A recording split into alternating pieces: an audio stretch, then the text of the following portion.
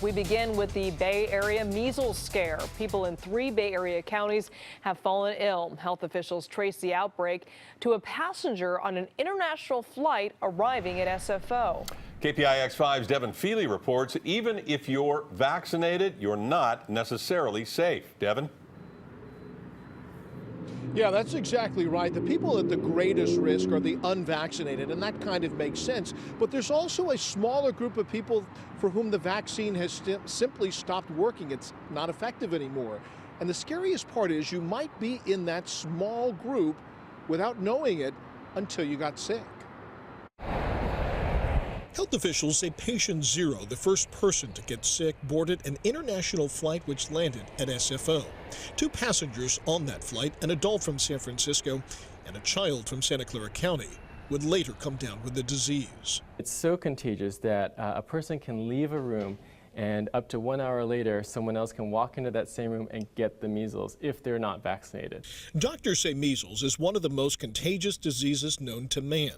It has a 90% transmission rate, meaning if you expose 10 unvaccinated people to the virus, 9 would likely get sick.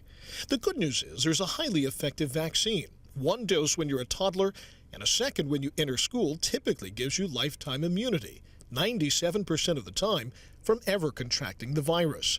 The bad news, if you're one of those unlucky 3% for whom the vaccine has simply stopped working, you'd likely never know until you got sick. In the Bay Area, we tend to have good vaccination rates. The concern is that there may be pockets of folks who aren't unvaccinated. A contagious virus and an effective vaccine typically cancel each other out, but the disease can still spread like wildfire among the unvaccinated.